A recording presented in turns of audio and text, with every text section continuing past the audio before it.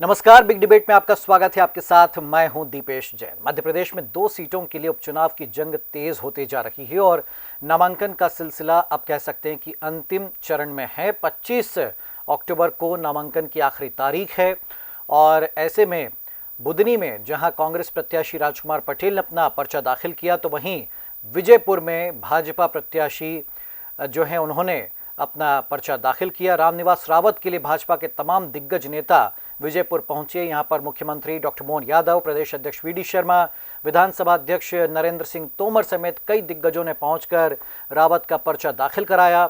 और इस मौके पर एक जनसभा भी हुई जिसमें रामनिवास ने कहा कि मैं तो भाजपा में छात्र जीवन से जुड़ा रहा, मेरी अब घर वापसी हुई है, बीच में मैं कांग्रेस में चला गया था।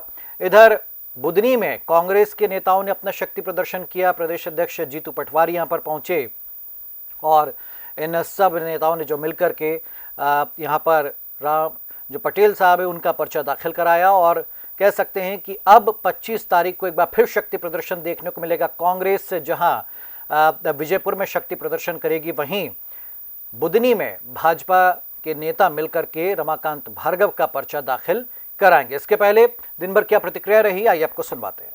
जब मध्य प्रदेश के अंदर भारतीय जनता पार्टी की सरकार बनी तो मेरे बहनों और भाइयों, ये जो कांग्रेसी कोई कभी आए आपके पास जरा पूछना, 2003 से पहले तुम्हारी सरकार थी, आपने सिर्फ विजयपुर के लिए क्या किया था?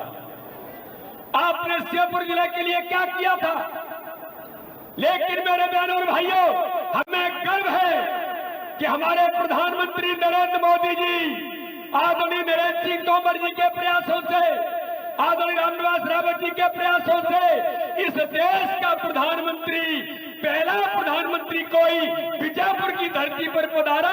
तो कई सारे लोगों को हमने देखा है, लेकिन जो क्षेत्र की जनता से इतना प्यार करते हैं, इतना प्यार करते हैं कि अपने बीच में विकास के मामले में जब आए तो उन्होंने कहा मैं मेरे क्षेत्र की जनता को इकट्ठा करूंगा, उनसे आशीर्वाद लूंगा, उनके कहे अनुसार मैं पार्टी में आऊंगा। पूरी जनता इकट्ठी की और सबके बीच विकास के मामले में भारतीय जनता पार्टी का हाथ थामा। जोरदार अभिनंदन करो रामनिवास रावत जी का। और चलिए इसी मुद्दे पर हम चर्चा शुरू करेंगे कि दोनों सीटों पर क्या स्थिति है भाजपा कांग्रेस के। हमारे साथ कुछ खास मेहमान हैं, परिचय उनका करवा देते हैं। भाजपा की ओर से योगेश गुप्ता जी हमारे साथ में हैं। योगेश जी स्वागत है आपका। आनंद जाट जी हमारे साथ में हैं, कांग्रेस की ओर से प्रवक्ता, आपका स्वागत है आनंद जी। और देवदत्त दुबे जी हैं, वरिष्ठ पत्रकार, आपका स्वागत करते हो। पहला कमेंट आनंद जी आपसे, ये एक जगह आप देख सकते हैं इस्तीफा और एक जगह रामनिवास रावत का दल बदल, 2 कारणों से 2 उपचुनाव। क्या स्थितियां वहां पर? बुदनी से अगर शुरुआत करें तो अर्जुन आर्य सपा के टिकट पर चुनाव लड़ रहे हैं, क्या वो परेशानी बढ़ाएंगे पटेल साहब की? देखिए क्या है कि मध्य प्रदेश में जो भाजपा की सरकार ने वादे किए हैं, उन वादों को पूछने का ये समय है। जो मनमानी भाजपा की सरकार कर रही है कि 2700 रुपए गेहूं के किसानों से वादा किया, 3100 रुपए धान के किसानों से वादा किया समर्थन मूल्य देने का, और वो नहीं दिया है। तो ये चुनाव जो है भाजपा सरकार की इस मनमानी पर लगाम लगाने के लिए, क्योंकि इन चुनावों से कुछ बदलना नहीं है। इन चुनावों से सरकार नहीं बदलेगी, इन चुनावों से, क्योंकि भाजपा के पास बहुमत है और एक सीट से के इधर उधर होने से कोई बहुमत प्रभावित नहीं होगा। और भाजपा और कांग्रेस दोनों दलों के प्रत्याशी को जब मतदाता तौलेगा तो वो देखेगा कि कांग्रेस पार्टी के प्रत्याशी भाजपा के प्रत्याशी से हर मामले में अच्छे हैं। ये बहुत स्पष्ट तौर पर दिख रहा है कि बुदनी में क्या होने जा रहा है, विजयपुर में क्या होने जा रहा है। अच्छा, विजयपुर में मैं अभी भाजपा के प्रदेश अध्यक्ष की बाइट सुन रहा था आपकी रिपोर्ट में। बड़ा ये भाजपा के लोग ही कर सकते हैं कि जो आदमी वहां से 4-5 बार विधायक रहा हो उसके सामने कह दे कि कांग्रेस ने जो है विजयपुर को क्या दिया। जी। मतलब उस आदमी के बारे में ये कहा जा रहा है जो 5 बार का विधायक है कि उसने कुछ नहीं किया। उनका निशाना तो कांग्रेस की तरफ होगा ना, जाहिर सी बात है कि भाई कांग्रेस के राज में। हाँ। अच्छा, रामनिवास रावत कल तक किसके साथ थे? विधायक कौन था? विकास करवाना किसकी जिम्मेदारी थी?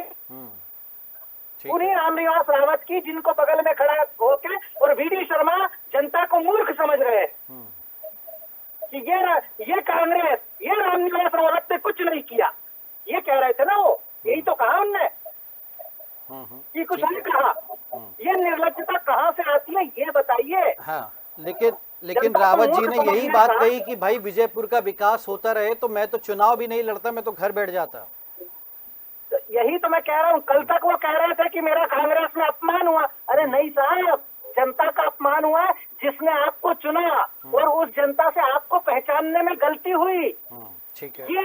ये है असली सवाल कि वो जनता में से एक आदमी पूछ ले खड़े होके कि अपमान तो मेरा हुआ है रावत जी, परेशानी तो मुझे हुई है कि मैंने आपको चुना और आपने जो है कुछ छोटे लेकिन आनंद जी, इस मुद्दे पर लालच में जो है आपने आनंद जी, अपने पद को और श्योपुर की, बीजापुर की ठीक जनता है को आनंद अपमानित जी, किया। लेकिन इस मुद्दे पर 28 सीटों पर चुनाव हुए थे, उसमें 3-4 अलग कारणों से, लेकिन जनता ने उस समय दल बदलने वालों को कई सीटों पर जिताया था। तो ये लगता आपको मुद्दा ये अभी भी है मौजूद? अभी अमरवाड़ा में हाल ही में यही हुआ है। बहुत अच्छा प्रश्न आपका है। लोक जो है ना, लोक में हमेशा ये प्रचलित रहता है कि किसने गद्दारी की थी, ये हमेशा प्रचलित रहता है। अभी धन बल, बाहुबल, सत्ता बल, इन सब के प्रभाव में भाजपा चुनाव जीत जाएगी। जो 28 सीटों पर जिस तरह से धांधली हुई वो भी हमने सबने देखा। किस तरह से जो है मतदान प्रतिशत जो है धीरे धीरे धीरे धीरे चुनाव के 10 दिनों तक बढ़ाया जाता है। हर चुनाव में दिख रहा है, लोकसभा हो, विधानसभा हो, हर जगह दिख रहा है कि किस तरह येन केन प्रकारेण भाजपा जो है सत्ता प्राप्ति के लिए हर टैक्टिक्स अपनाती है। तो वो प्रश्न वो नहीं है। हम महाराणा प्रताप को इसलिए पूछते हैं क्योंकि वे लड़े थे। उन्हें पता था कि अकबर की जो सेना है उसके सामने जीता नहीं जा सकता है, लेकिन फिर भी वो अपने स्वाभिमान के लिए लड़े। ठीक है, चलिए ये पॉइंट आपका ले लेते कांग्रेस हैं। पार्टी उस स्वाभिमान के लिए भी लड़ रही है। चलिए, तो योगेश जी, स्वाभिमान की लड़ाई है एक तरफ, दूसरी तरफ वो कह रहे हैं कि जनता सवाल पूछेगी कि विकास की जिम्मेदारी किसकी थी, फिर क्यों जाएगी वो रावत जी के साथ में? देखिए दीपेश जी, मैंने आनंद जाट जी को पूरी ध्यान से सुना। एक एक बार मैं उनका जवाब देने की कोशिश करता हूँ उनकी बातों का। देखिए, विजयपुर में अगर रावत जी के बारे में अध्यक्ष जी के जो आज कथन थे और उसको ये दूसरे डायरेक्शन में जो ले जाने का इनका असफल प्रयास था, तो निश्चित रूप से 2018 में जो कमलनाथ जी की सरकार बनी थी और जब विधायक अपने विकास कार्यों से संबंध में उनसे मिलने जाया करते थे, तो वो उन्होंने जो वल्लभ भवन में 3 वसूली बाबू बिठा रखे थे, दलाली का अड्डा बना रखा था और विधायकों को चलो चलो कर दिया। इसी चलो चलो करने के चक्कर में सरकार चली गई। तो इसमें रावत जी का दोष नहीं है, उन्होंने तो तब भी अपना प्रयास किया, आज भी अपना प्रयास कर रहे हैं। और निश्चित रूप से विजयपुर के संदर्भ में बात करें तो भारतीय जनता पार्टी जन कल्याण से लेकर गरीब कल्याण तक की नीतियों के लिए हमेशा से प्रयासरत रही है। यशस्वी मुख्यमंत्री डॉक्टर मोहन यादव जी पिछले हफ्ते में विजयपुर होकर आए हैं और वहां पर कई सारी सौगातें विजयपुर की जनता को देकर आए। कुछ आंकड़ों के माध्यम से आनंद जाट जी के नेत्रों को खोलना चाहूंगा। पीएम जन मन योजना, श्योपुर विकास खंड 6 गांव में मल्टीपर्पज सेंटर, 3 करोड़ 60 लाख रुपए स्वीकृत किए गए मध्य प्रदेश सरकार अब इतना समय नहीं योगेश जी, मैं ये जरूर मानता हूँ कि पिछले 3-4 दौरों में सभाओं में उन्होंने करोड़ों की सौगात दी, ये बिल्कुल सही है। सौगात ही नहीं दी, वो काम चालू हो गए। अच्छा। और निश्चित रूप से विजयपुर की जनता का आशीर्वाद न केवल रामनिवास रावत जी को मिलेगा, बल्कि भारतीय जनता पार्टी की नीतियों को मध्य प्रदेश के विकास के रथ पर दौड़ते हुआ जो मध्य प्रदेश है, जो आत्मनिर्भर होता हुआ हमारा मध्य प्रदेश है, जो आज बिजली, पानी, सड़क, इंफ्रास्ट्रक्चर और वायु सेवा से ओतप्रोत हो चुका है। रीजनल समिट के माध्यम से जो निवेशकों का आकर्षण मध्य प्रदेश की ओर बढ़ा है, निश्चित रूप से ये सब वो मुख्य बिंदु है जिनके माध्यम से हम विजयपुर की जनता के समक्ष होंगे और एक बड़ी जीत लेकर वहां से निकलेंगे। भाई दूसरी तरफ अगर बुधनी के संदर्भ में बात करें तो जिस राजकुमार पटेल की अभी ये बढ़ाई कर रहे थे, इस राजकुमार पटेल जी को बुधनी की जनता ने एक बार नहीं 2 से 3 बार खारिज किया सिरे से। यही राजकुमार पटेल जी थे जो अपना नामांकन फॉर्म समय पर भर नहीं पाए। यही राजकुमार अपने नॉमिनेशन में गलतियां करी जानबूझकर या अनजाने में। तो राजकुमार पटेल बुधनी की जनता के सामने पूरी तरह से एक्सपोज हो चुके हैं, एक बार नहीं 2 से 3 बार। और वही दूसरी तरफ कांग्रेस पार्टी का दुर्भाग्य देखिए, ऊर्जावान नेताओं की उपेक्षा करना और दरबारियों को टिकट देना, ये मध्य प्रदेश कांग्रेस पार्टी बखूबी करती आई है। चलिए आनंद जी, विधानसभा का चुनाव लड़ेगा तो दिग्विजय सिंह जी का दरबारी लड़ेगा, अगर महापौर का चुनाव लड़ेंगी तो दिग्विजय सिंह की दरबारी लड़ेंगी। कहने का तात्पर्य पटेल फैमिली से बाहर ना दिग्विजय सिंह जी कभी गए और ना किसी। आनंद जी आप सीधे जवाब दे सकते हैं। देखिए, पहली बात तो ये है कि व्यक्तिगत टिप्पणियां नहीं करनी चाहिए, लेकिन फिर अब जब शुरुआत हो ही गई है तो मैं बता दूं कि जो भाजपा के प्रवक्ता हैं इनकी बात पर आपका जो दर्शक है वो क्यों भरोसा करेगा। ये 6 महीने पहले कांग्रेस के गुण गाते थे, आज ये भाजपा के गुण गा रहे हैं। और पटेल साहब के बारे में एक बात बता दूं, बीच में नहीं बोलिए, बीच में नहीं बोलिए। चलिए ठीक है, मैं योगेश जी आपको दूंगा समय। योगेश जी आप जवाब दे लीजिए।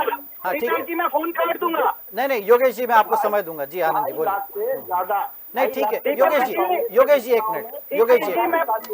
योगेश जी का ऑडियो डाउन कर दीजिए। जी हाँ आनंद जी आप बात कीजिए।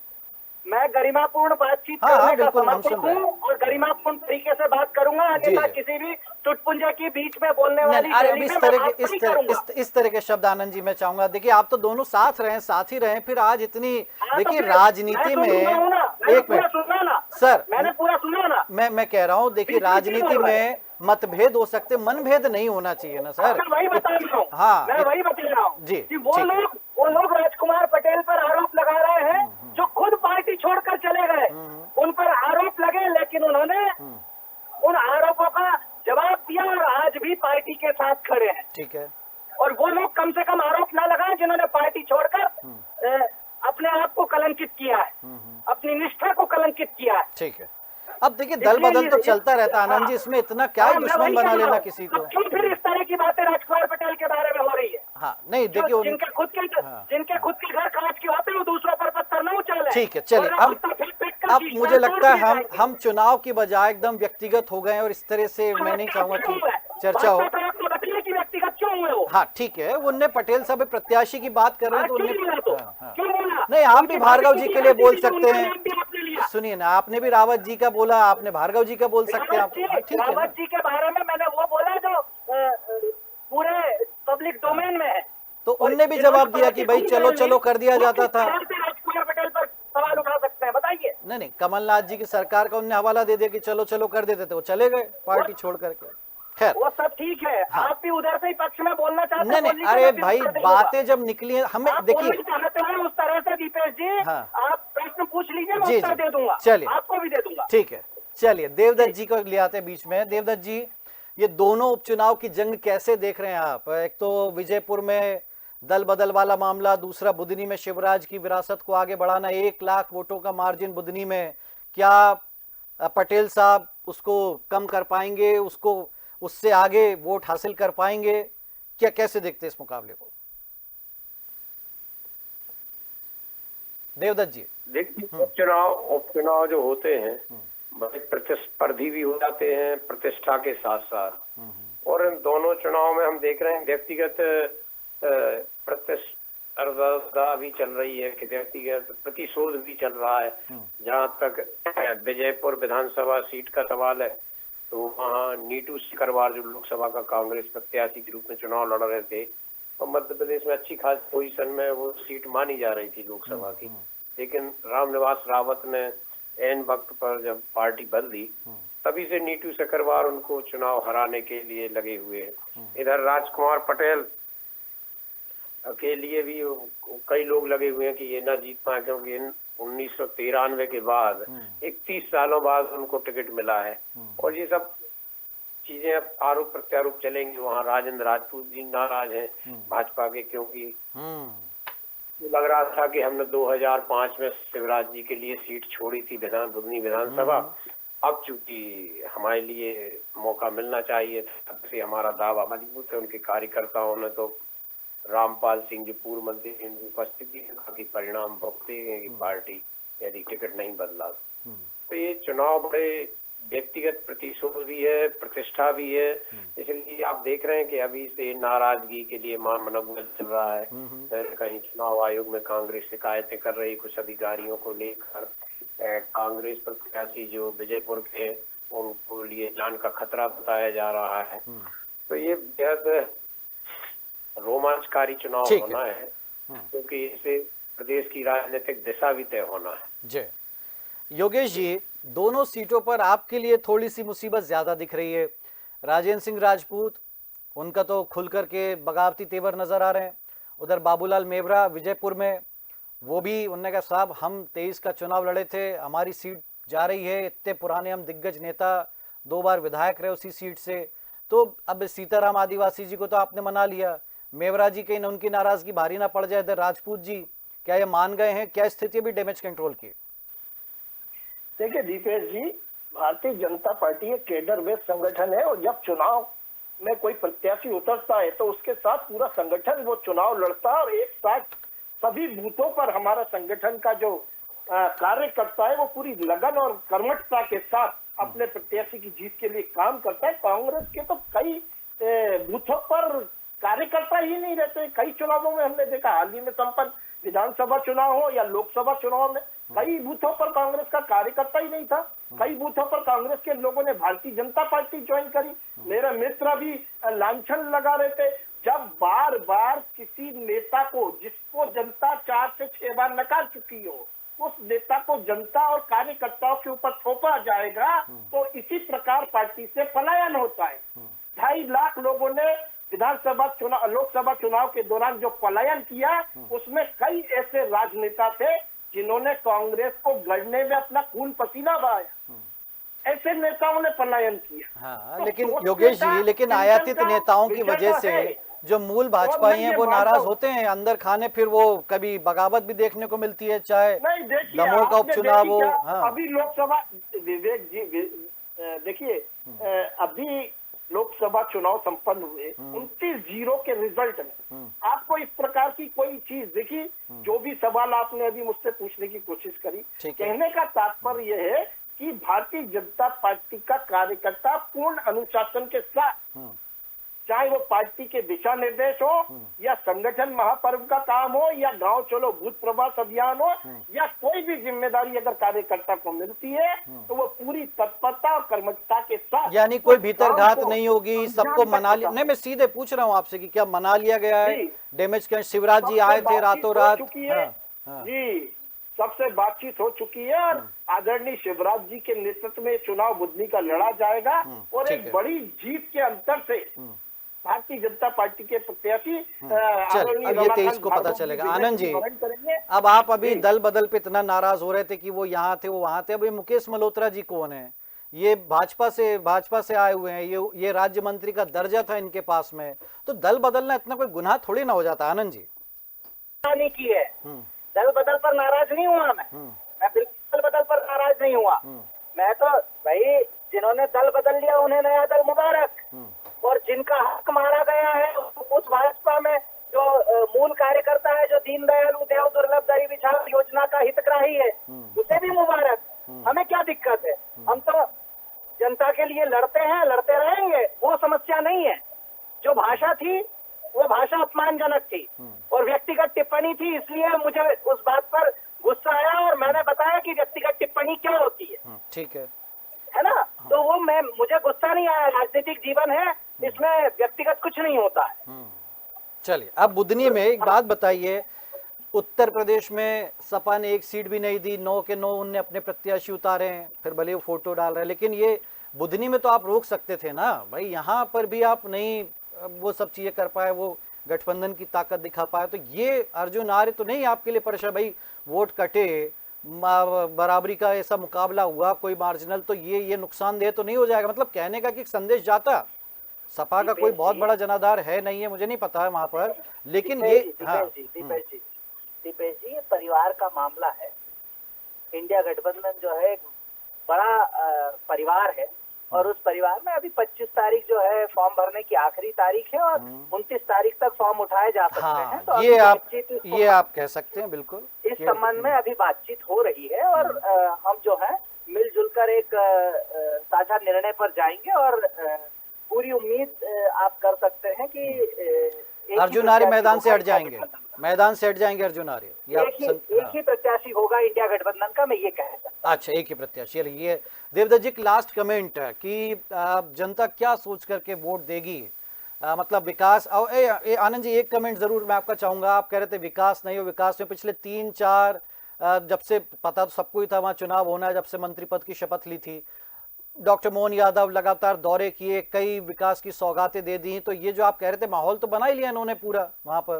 दीपेश जी, सौगात क्या होती है लोकतंत्र में? सौगात क्या होती है? क्या मोहन यादव जी अपने चाचा, नाना, मामा किसके घर से लाकर दे रहे हैं सौगातें? नहीं, लेकिन जो काम नहीं हुए, जो क्षेत्र की जनता चाहती थी। मेरी बात सुनिए। देखिए, आपने प्रश्न पूछा है, आपने प्रश्न पूछा, मैं भी पत्रकार रहा हूँ, पर मेरी भाषा ऐसी कभी नहीं रही। तो ये सौगात क्या होता है? अच्छा, है ना, जो जनता, भाई क्या बाकी का मध्य प्रदेश जो है वहां पर चुनाव नहीं है तो आप वहां पीने का पानी नहीं दोगे या वहां क्या नहीं करोगे?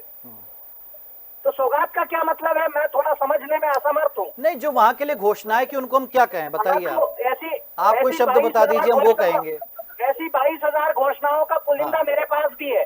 अच्छा, कुछ नहीं है उनमें से झूठी घोषणाओं का। नहीं, घोषणाएं करके तो आए ना, ये मैं कह रहा हूँ कि भाई। तो बाबा, इन घोषणाओं से क्या होगा? ऐसी झूठी घोषणाएं हमने पहले भी देख रखी हैं। अच्छा, इससे कुछ नहीं। ठीक है, चलो हाथ झाड़ लो। चलिए योगेश जी, यही तो नहीं होगा? वो कह रहे हैं घोषणाएं करके आ गए, धरातल पर कुछ नहीं दिखेगा, उसका फायदा नहीं मिलेगा।